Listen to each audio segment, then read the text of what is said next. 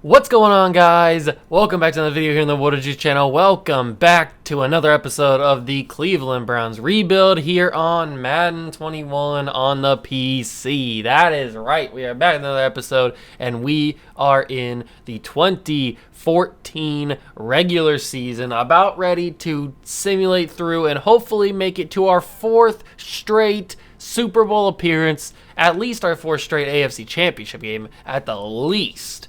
But last season, if you did not see it, if you did miss it, you need to go back and watch it. It is one of the greatest endings to a Super Bowl, to any Madden game that I've ever played in my life, especially on the channel. It had one of the best moments, some of the best commentary that I've ever done. It's a great video. Just go back and watch it if you did miss it. Make sure to leave it a like as well and subscribe to the channel so you don't miss out on any other videos that I put up on the channel, especially any more Madden videos, because you never know when something's going to happen on this series and on this channel especially. So make sure you go back and watch it and hit that like button as well. But focusing on this episode, it's hopefully going to be a big, I don't want to say like improvement, because we did pretty well in last year's season, but we started out 0-2. And we kind of dragged through the season, had a couple injuries that kind of hurt us a little bit throughout the season. So, I mean, we didn't have the greatest season, but we didn't have a bad season at all. And, I mean, we won the Super Bowl anyway, so it doesn't really matter. But this year, I'm hoping is a little bit better, a little less injuries. Maybe some of the guys that didn't play as well last year step up a little bit more. I don't know. So we'll have to wait and see. But that's going to do it for this wrap-up. Let's get into the video. Make sure to smash that like button, notification bell, and the subscription button as well. Join the Juice Club, and let's do this thing. All right, here we are. We are in Week 3, as always, and we are going up against the 1-1 Texans. Obviously, we are 1-1 too. Better than we did last year at this time. We were 0-2 at this time. But now we are 1-1, so that's a little bit of an improvement. Our roster is looking mighty fine. 92, 93, and 92. We've got RG3, who's progressing throughout his career. His third year in the league, second year as a starter, 82 overall. We've got Daryl Mcfadden, who could be on the move this year. I'm not saying anything. He did get hurt. I think he's still hurt. He might have just come back. He did get hurt in the preseason. Let me check the injury report. He did come back, okay, but he got hurt in the preseason, and he was out for like 4 weeks or something. So that injury history is creeping up on Daryl Mcfadden very fast, and we do have Le'Veon Bell. So maybe we move on from Daryl McFadden and we go to Le'Veon after this season. It's a possibility, very strong possibility.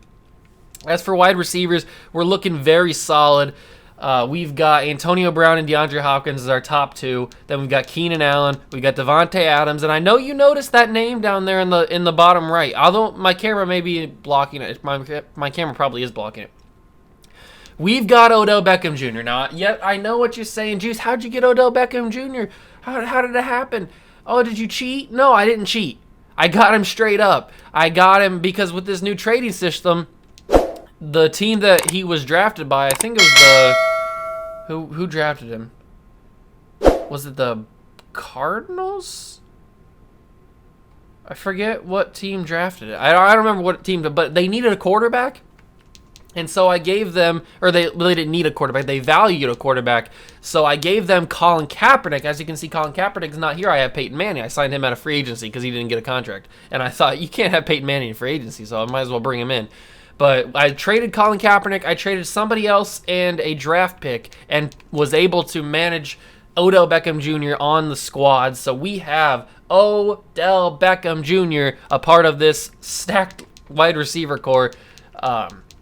It was all fair. It was all legit. I swear I didn't do anything. They actually accepted it, especially with this new trading system. So moving on to the offensive line, it is unbelievable. We got Joe Thomas, David DeCastro, Alex Mack, Zach Martin, rookie, who we drafted, and then Trent Williams on the right tackle spot. But we've also got solid backups. We got David Bakhtiari, Kevin Zeitler, and Trey Turner. We've got Corey Linsley as Alex Mack's backup, who we may need to move on from. He may end up developing into a solid backup, but right now he's only 63. Kevin Zeitler behind David DeCastro, and then Andre Smith behind Joe Thomas. I'm not mad at. I mean, I'd like to have a younger left tackle, but I mean, there really hasn't been an option for us so far.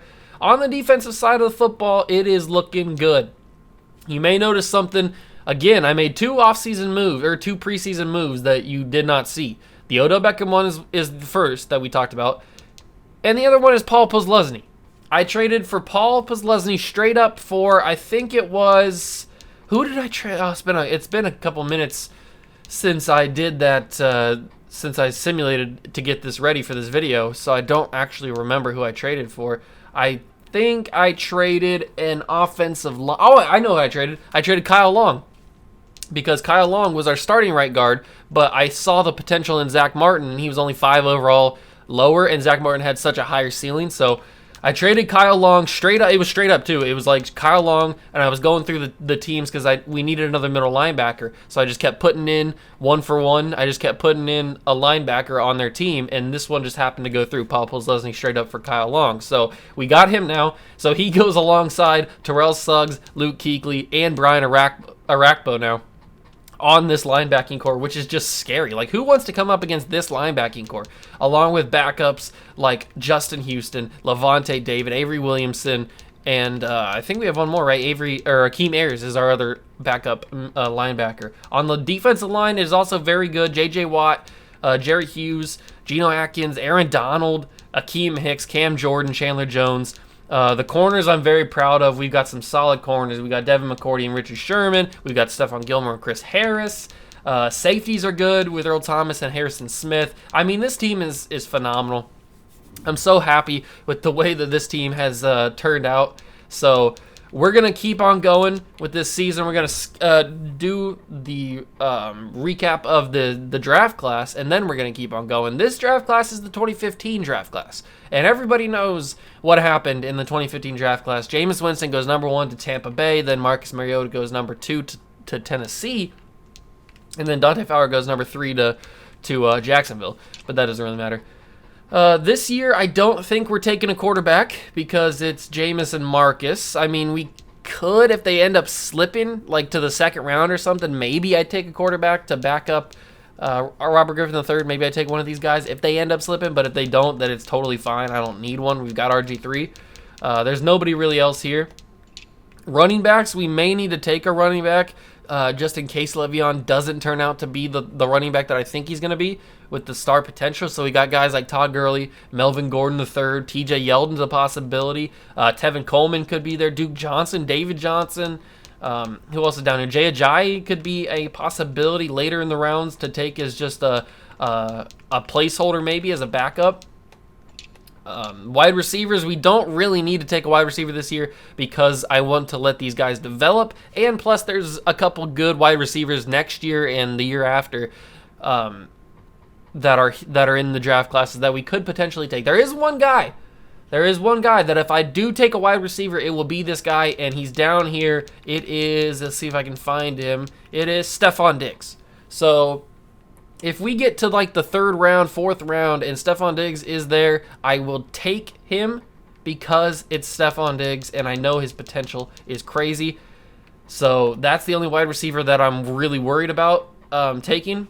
We have a ton of draft picks once again because obviously last year during the draft we traded back a ton for a ton of draft picks. So this wide receiver core is decent. We got Amari Cooper and Devontae Parker, who are like the 2 studs of the 1st round. Then Kevin White he really didn't pan out.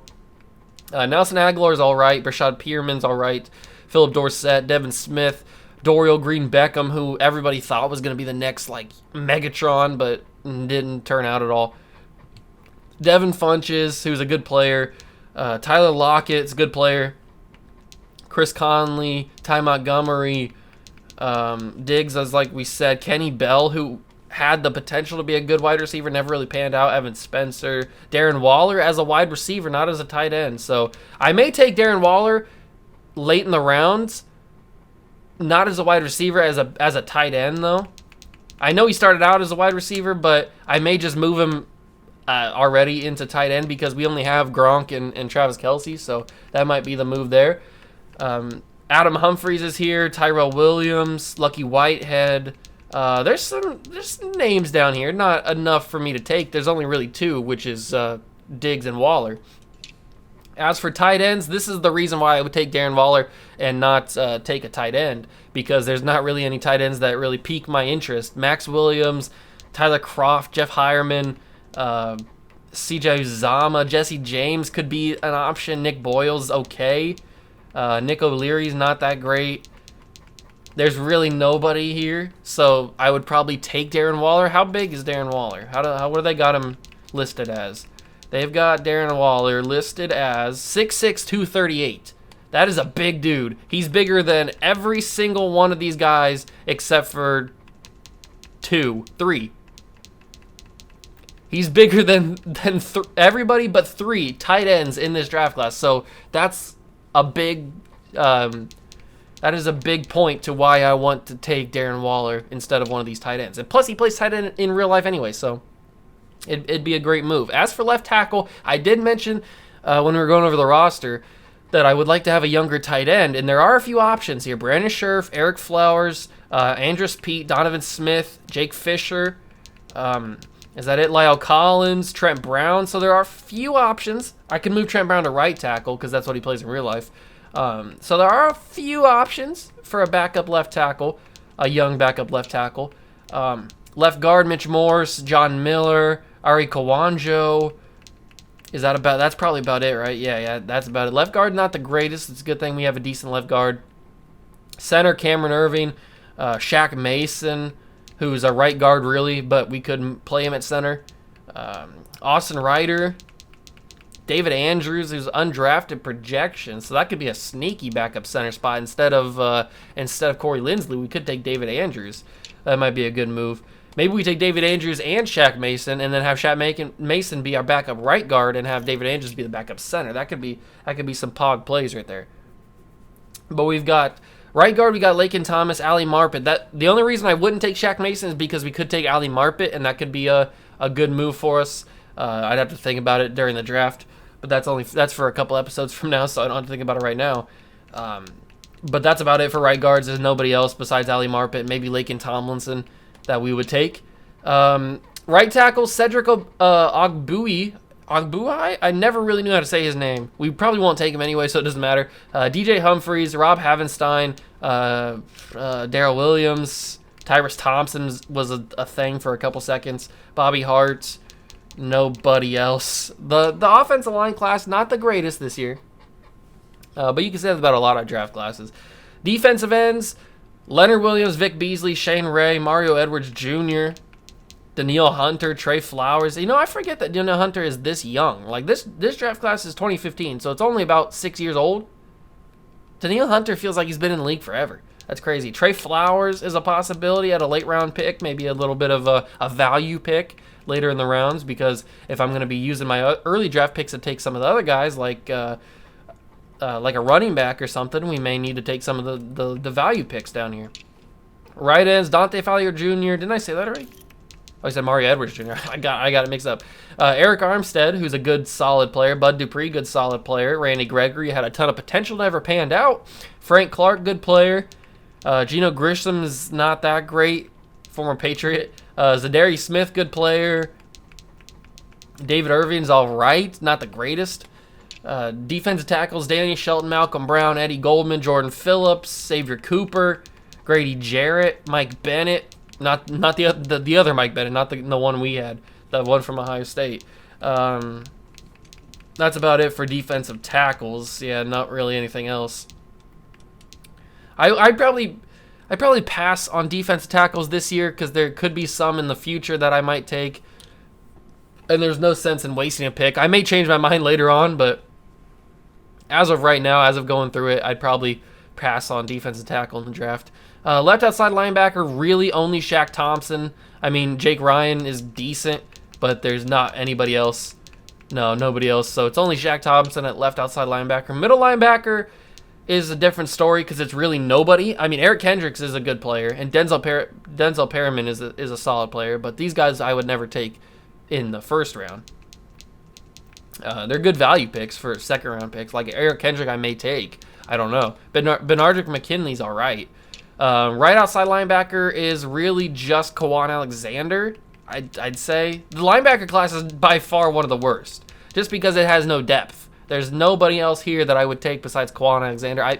These guys are all right. I don't see the potential in them. You can't really see much right now. I don't see the potential in them. I see the potential in Kawan Alexander to be a solid backup for us. Corner, Trey Waynes, Marcus Peters, Byron Jones, Jalen Collins, Eric Rowe, Ronald Darby, Quentin Rollins, P.J. Williams, Steven Nelson, Doran Grant, Bobby McCain. Good corners, Quandre Diggs, Justin Coleman, Daryl Roberts. There's some... Why is Kevin White down here too? That's crazy. That's weird. I never noticed that before. There's some good corners here. Some corners that we could possibly think about taking. We don't really need to take a corner, but if we do, there's some decent ones like Byron Jones, Eric Rowe, Ronald Darby that we could take later in the first, early second. Free safeties, Demarius Randall, Adrian Amos. It's about it. it's about it for free safeties. I mean, Jermaine White is fine. Not the best. Strong safeties, we've got Landon Collins, Jaquiski Tart, Jordan Richards, and Clayton Gathers. Ibrahim Campbell's also here. He's not the best pro, but he was a good college player. Kickers, we don't need a kicker because we've got Gostowski, and punter, we don't need a punter because we've got Moorhead. So that's what the 2015 draft class is looking like, just to refresh your guys' memory. But now we can go on and simulate to the end of the season. Hopefully there's not a lot of injuries. Hopefully we get a first round bye, because I don't think we've had that so far in this series. I don't think we've had the #1 seed in the conference. I think every time we've made the playoffs, we've had to run the gauntlet and play 4 games. So hopefully that changes. Hopefully we can get a first round bye and win another Super Bowl. Smash that like button, notification bell, and the subscription button as well. Join the Juice Club, and let's get simulating.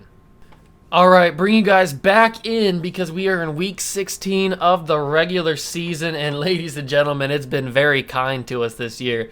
13-1. We have not lost a game since week 2, I'm pretty sure, because I think we won the week 1 and then lost week 2. We have not lost a game since that day. We are 13-1. Let's check out the playoff bracket real quick. We are probably the guaranteed 1 seed. I have not checked. Let me check real quick and make sure that we are the guaranteed 1 seed.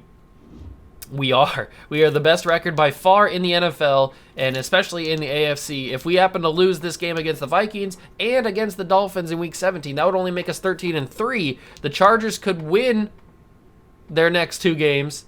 They would only be 12-4. We got the #1 seed. We locked it up. We locked up the #1 seed in the NFL this year, in the entire NFL, and even in the AFC especially. So that is huge pog news that we are going to have to only play 3 playoff games hopefully this year instead of 4. That makes it easier on me, but there is some dark news looming over this team. It's about the future of the squad. As you can see, we are 94 overall, 96 offense, 93 defense. That is not that's not the dark news at all. The dark news is that we've got some players up for contract negotiations that we simply cannot pay.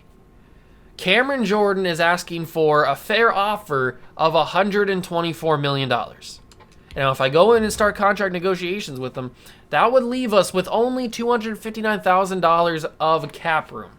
So if I paid Cameron Jordan, I can't even see the offer that I have to make is only about 10.9, because that's as much as we can afford for Cameron Jordan. So we cannot physically pay Cameron Jordan. So we're going to have to trade Cameron Jordan at his value to see what we can get back. Another guy that we cannot pay is Justin Houston. We simply cannot pay Justin Houston his value, his fair market value. I had to pay Trent Williams, and I had to pay Richard Sherman, which sucked out my cap. So I wasn't going to let those guys walk. So I prioritized the things that we need. We needed a better corner, and we needed a better right tackle. We needed a stud right tackle. So I prioritized those guys. I signed those guys to long-term deals, and now I don't have enough money to sign these guys. So I've already put not interested in these guys. We're going to let these 3 walk for sure.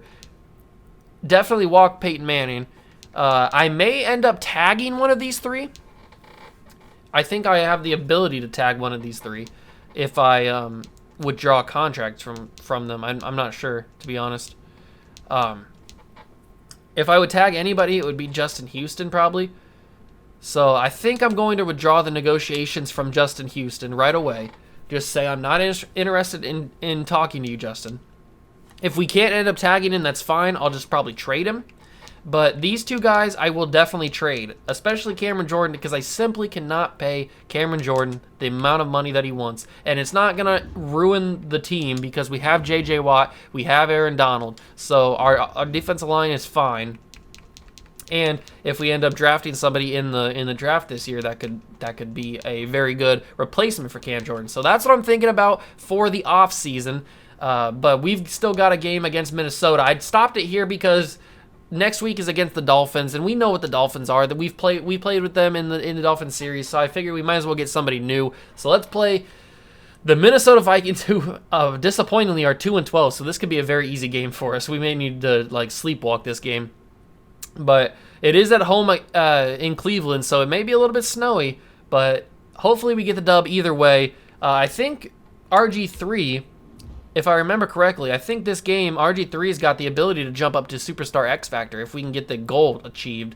So that is big Pog news. I think it's 350 yards or 4 touchdowns, no picks. I think is the two different versions of the getting the Superstar X Factor. So we're gonna try and do that. Let's get into this video, or let's get into this game against Minnesota. 2-12. This is gonna be this is gonna be ugly. I'll just tell you that much. It's gonna be ugly. All right, ladies and gentlemen, here we go. I'm not sure what happened. Oh, it just told me right up there. The Vikings got the ball first, and they immediately turned it over. So we get the ball. Our first play is in amazing field position, and I got to throw this away because I rolled the wrong way and didn't play that correctly.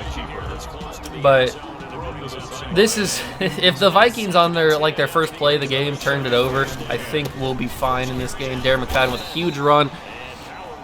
Exactly the kind of run that we needed to get us up 3rd and 3, more manageable 3rd down. Get this to Deandre Hopkins, who misses that, which is not Pog news. I'm not gonna kick the field goal. Oh, is it because they got Brian Hoyer as their quarterback? Is that why they're 2-12? I'm not gonna kick this field goal because we've got an open man right here, Antonio Brown, for the touchdown. That's 1 of 4. It's gonna get ugly. All right, so picking up here at a 3rd and 4. It is 14-7. Second quarter has begun, and it's DeAndre Hopkins. I had to give DeAndre Hopkins number 9 because I didn't have anybody who had, or I had somebody who had number 10, I think, so that's why he's wearing number 9 if you were curious. I don't know if you were. Let's see if we can try and score another touchdown with this offense. I think it'll be very easy to do as Daryl Mcfadden tries to run his way through some Vikings defenders. And now we are set up in perfect position to get RG3 another passing touchdown here. If I can, I got sacked. I had Daryl Mcfadden open.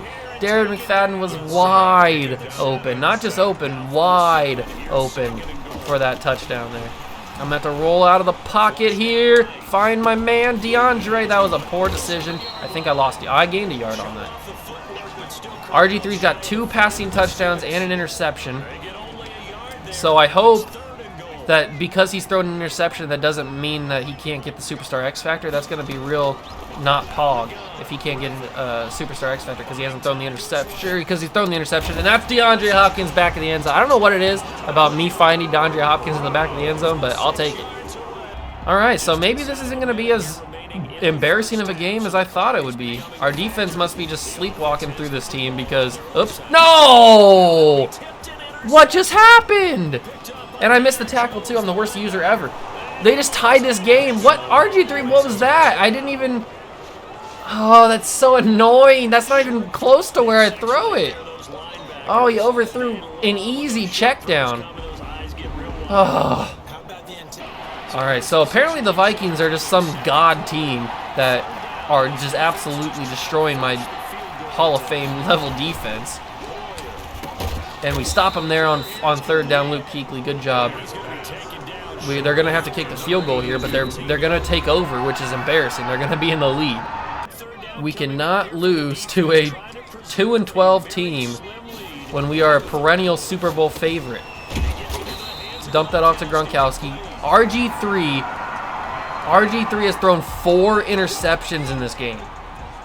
I don't think we're getting the Superstar X Factor. I have a sneaky suspicion we're not getting Superstar X Factor when RG3 thrown 4 interceptions. My God. We haven't got a lot of defensive highlights in here, so I might as well throw some clips in here of the defense getting a nice stop. Richard Sherman, that's why we signed you to a big contract, my guy, because we needed a big stop like that. I'm curious as why Aaron Donald's not out here on these formations. I would prefer him, Luke Kuechly, with a pick. That could be a pick 6. Where are you throwing that? Who is the quarterback? Is it Brian Hoyer? It is Brian Hoyer. Where are you throwing that, my man, Brian? Kuechly, pick 6 for Cleveland. Let's go. We really needed that pick 6 because, as you can tell, the score is very close. This Vikings team, I don't know why they're 2-12. They're a very solid team, unless my defense is just struggling against them. They're putting up some points against us. This is by no means the blowout I thought it was going to be. I apologize to the Vikings for thinking that it was going to be such a blowout. I was clearly wrong on that. Hopefully we can keep this lead, though. I didn't realize we were going to have to sweat so much to get this W and stay only 1 loss on the season. Daryl Mcfadden, easy run up the middle of the field. He's got 138 on the day. Let's see if we can pound this up one more time. He's going to be another big hole. Oh, the hole was there. They just missed it. Uh-oh. Rob Gronkowski with an injury. That's the first injury of the season. Literally, I haven't had one injury this whole entire season, and now Rob Gronkowski goes down.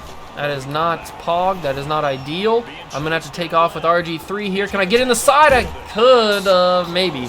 I may have been able to do that.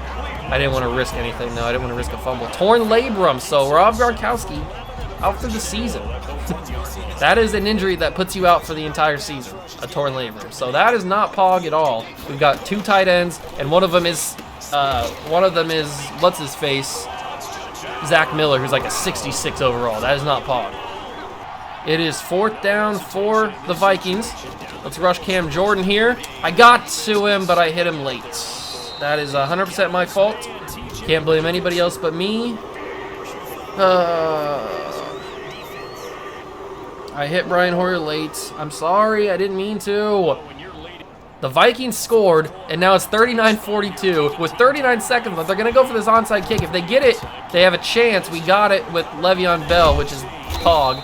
Now we can run out the clock. I can't believe they've kept up with this so much. That's crazy. With 26 seconds left, I'm taking over here just to make sure that we secure this victory. Let's run it here with Daryl Mcfadden. Do a little juke move. Get in the end zone. Possibly Daryl Mcfadden gets his touchdown. That's much deserved. And that ices the game. Man, I did not think a 2-12 team would make us sweat this much, but they did. Props to Minnesota, man. You gave us a game. All right, so the stats on the day for RG3 not looking that great. I don't think he gets Superstar X Factor, which is not Pog. 21-34, 275 yards, 5 touchdowns, 4 interceptions. I don't know what he was doing in this game, but he kept the Vikings in this game with those 4 picks. Daryl Mcfadden, very good day, 28 carries, 159 yards and a touchdown. Everybody did good receiving. Brown had a touchdown. Hopkins had 2. Keenan Allen had 2. As for the defense, Richard Sherman, 9 tackles. Cameron Jordan was 7. A decent amount of tackles for loss. 3 sacks for Cam Jordan. 3 sacks for Terrell Suggs. 2.5 for J.J. Watt and a half for Chandler Jones. Wow. That's actually insane that we got to Brian Hoyer that much, and yet they were that close to us. Kuechly got a pick, and Harrison Smith got a pick as well, and we obviously know that Kuechly took his back to the house for a pick 6. That was much needed because the Vikings went down and scored on that next possession. So Gostowski didn't kick any field goals, but he did kick 7 extra points. Punting wasn't anything, and kick returning wasn't anything. That was a tough game. The scoreline might not show it right there, 10-point win. That's a decent victory, but that was a very, very tough game. There was a lot of in doubt right there that I thought we might lose, but luckily we didn't, and we keep that #1 seed locked up for good. All right, ladies and gentlemen, I simulated the rest of the regular season. It was just one game, and then I simulated the wild card game because we weren't in it. So now we have to take on the 9-7 Kansas City Chiefs. This is what's looking like the playoff bracket. We've got the Texans and Bengals, and us and the Chiefs. Over on the NFC side, the Bears and the Packers, and the Cardinals and the Eagles. It could be a rematch of last year. Browns and Bears were both the #1 seeds in our respective conferences, so it could be a 1-versus-1 matchup rematch after the amazing game that was last season in the Super Bowl. So that is what the future looks like for this Cleveland Browns team so far. Let's check out the stats and the awards before we head out of here. RG3, 4,300 passing yards, 41 touchdowns, 14 picks. A good stat line. I wish that this was down to 10, but he threw 4 in one game, so it's all right. Daryl Mcfadden does get over 1,000 yards this season. I think it's the first time he has. I think it's the first time he has gone over 1,000 yards. Let's check his contract real quick, or his stats real quick. That is the first time he's gone over 1,000 yards this season. So that's very good. 4 touchdowns. Le'Veon Bell must have got a lot of carries in the red zone because he's got 14 touchdowns. He's got 7. 2 1,000-yard receivers, Deandre Hopkins and Antonio Brown, both had 7 touchdowns as well. Gronkowski was 6 touchdowns. He's only out for 3 more weeks, by the way, so he's going to be back for the Super Bowl, which is good. Keenan Allen had 7 touchdowns. Travis Kelce had 4. That's pretty good. On the defensive side of the football, looks like Luke Kuechly led everybody with 98 tackles, as you would assume Luke Kuechly would lead everybody with tackles. 11 tackles for loss for J.J. Watt. That's crazy. And a lot of sacks. Terrell Suggs had 15.5. Cam Jordan 13. J.J. Watt 12.5. Chandler Jones 6. Geno Atkins 5.5. 2.5 for Aaron Donald. And 2 for Levante David, plus a couple down here. Paul Posluszny had 1. That's crazy, the amount of sacks that we got this season. Earl Thomas with 6 interceptions. That's a big reason why I had to extend Earl Thomas. He was one of the guys that was coming up for contract. 6 interceptions as a free safety. 2 for Kuechly, 2 for Harrison Smith, 1 for David, Houston, Gilmore, and Harris Jr. Do we have any fumble recoveries or forced fumbles? Brian Arakpo with 2. He recovered 1. McCourty forced 2. Jordan forced 1. And Rashad Jones forced 1 and recovered 1. And as we know, we have 1 pick 6. That was Luke Kuechly. We did get a safety as well. Brian Arakpo gets a safety. Good for him. And we blocked a kick too. Cam Jordan. Wow, we got some of those interesting stats that's pretty cool. As for kicking, Steven Gostkowski, 11 of 13. He kicked a 51-yarder. He had 2 extra points blocked, actually, which is insane. You don't really see that very often. 2 extra points blocked. Punting was solid. We'd never punt in our games, so that's just the simulated stats. Kick returning was nothing major. Devontae Adams did all right, I guess. Punt returning was nothing major, but it never really is. So that's what the stats are looking like. We had the first offense in the league, and I assume the first defense in the league. It doesn't tell me, but I assume that we did. Yearly awards. Aaron Rodgers beats out RG3 for the MVP of the league this year. So RG3 coming up short just, I think, a second year in a row, maybe. I can't remember. Coach of the year is me, Romeo Crennel, because we went 15-1. Very good. RG3 wins Offensive Player of the Year, although that's because this is AFC and Rodgers in the NFC. That makes sense. Defensive Player of the Year is Elvis Dumervil. No Browns. Offensive Rookie of the Year, Derek Carr on the Jaguars. Okay. Devontae Adams is in 6th. Defensive Rookie of the Year, C.J. Mosley. I wanted to take C.J. Mosley, but he was gone. I had the opportunity to. Aaron Donald finishes in 6th. Best quarterback for some reason is Mark Sanchez and not RG3. That's fine. And look at Colin Kaepernick, the man that we traded to Denver to get. It was Denver that had Odell Beckham Jr. That's right. He's looking good at 8-8. They didn't make the playoffs, I don't think, but he's finished his 4th and the best quarterback, so good for him. CJ2K Chris Johnson finishes best running back. He wins that award. Daryl Mcfadden and Le'Veon Bell. That's weird. You see 2 running backs on the same team finish in the top 10 for best running back, but they did. Best wide receiver is Nate Washington. DeAndre Hopkins finishes in 9th. Best offensive lineman is Joe Thomas. We had the top 4 best offensive linemen. That's how good our offensive line was. And then best defensive lineman goes to Vince Wilfork, but J.J. Watt and Cam Jordan were both there at the top 3. Best linebacker is Elvis Dumervil. We had Terrell Suggs in 5th. Best DB is Brandon Flowers, with Earl Thomas coming in second. So we didn't win a lot of awards. David Akers wins Best Kicker. Gostowski finishes in fourth. We didn't win a lot of awards, but the real award that we care about is the Super Bowl trophy, and we still have an opportunity at that. So that's really the main goal. So I'm going to go spend some of this XP, and then in the next episode, we will play the playoffs. It'll probably be a shorter playoff since now we have one less game to play, so I don't know if I'll mash all together. Nah, I probably won't do that. I'll make a shorter playoff video, and then we'll have the regular offseason video. I don't want to make such a condensed video that is so long, and then I don't want to do that. So we'll have a separate playoff video like we always do, and then we'll have our regular offseason video. That's what I'm going to do. But thank you guys so much for stopping by and watching. Make sure to smash that like button, hit the notification bell, and the subscription button as well. Join the Juice Club, and I'll catch you guys in the next one. See ya!